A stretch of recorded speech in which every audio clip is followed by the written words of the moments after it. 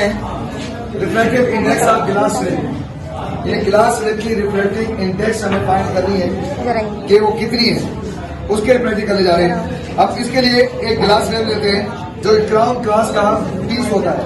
तो crown glass piece जितना साफ सुथरा होगा उतना हमने अच्छा बेहतर उसके नजर की हम उसको पेपर के ऊपर रख देते हैं। इसकी हमें 3 रीडिंगें लेनी होती हैं और फिर उसके बाद हम एवरेज निकालते हैं। साइंस का तरीकाकार यही है कि हम कोई भी रीडिंग लेते हैं, कोई भी ऑब्जर्वेशन लेते हैं तो 3 ऑब्जर्वेशन लेते हैं और 3 ऑब्जर्वेशन उसका एवरेज निकालते हैं तो हमें एक्यूरेसी मिल जाती है कि अगर 19-20 आता है डिफरेंस आता है तो हमें एवरेज जो मिलेगी वो उसके बराबर मिलेगी।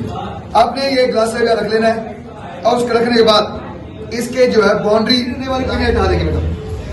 ये हमारे पास पिन हटाई, ये हमने इनको सर्कल कर दिया, ये सर्कल, इसको ए और इसको बी। इसी तरह से अब इस तरह वाली पिने जो है वो इमर्जेंट रे है, रिफ्लेक्टेड रे नहीं है। वो कौन सी है? इमर्जेंट रे। ये ले बेटा, ये सी और ये डी आ गया बेटा। अब उसके बाद गिलास रेवा बटा दें।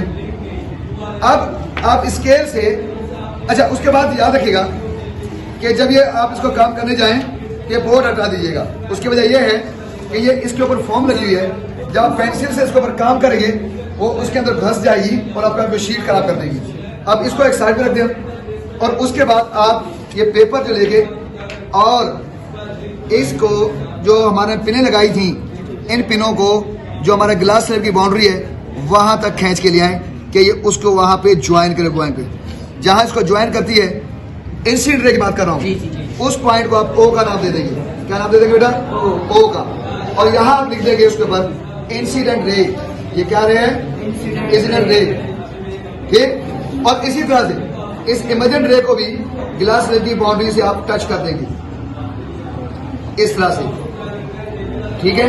अब जो हमारे इमर्जेंट रे जहां टच हो रही है बाउंड्री से और यहाँ जो हमारे पास इमर्जेंट रे है, दोनों को आप उसमें ज्वाइन कर दें। आप ये ज्वाइन कर दिया बेटा।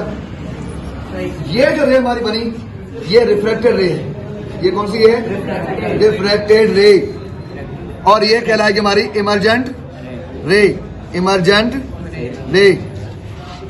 अच्छा, अब जहां पर हमारी इंसिडेंट रे उससे टकराई थी ग्लास रे से, वहां पर रख के आप एक परपेंडिकुलर ड्रा करेंगे बेटा।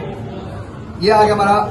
अच्छा, उसका तरीका ये है कि आप कोई भी सुटेबल अपनी मर्जी से जो है इसका कंपास का रेडियस खोल लेंगे और आप एक आर क्या लगा देंगे।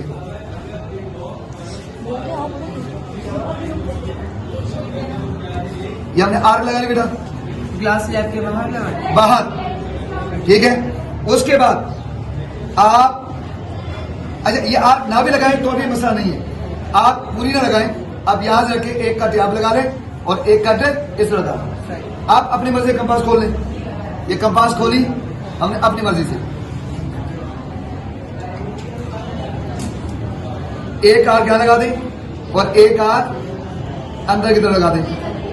इसी तरह से यहां से दूसरी साइड से एक आर्क यहां से लगा दें और एक आर्क यहां से लगा दें। अब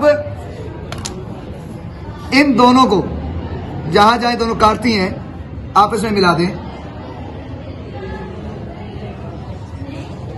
ये बड़े एहतियात से काम करना होता है।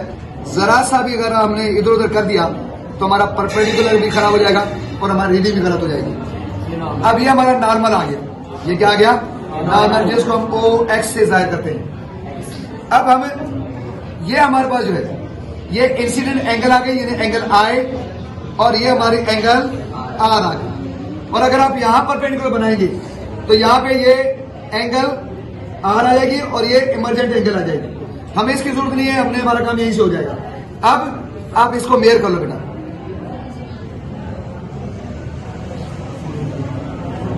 ये 90 में है। अब यहां से आप इसको मेयर कर लो। 10, 20, 30, 31 डिग्री कितने आ रही है बेटा? Angle I is equal 31 degree. Angle are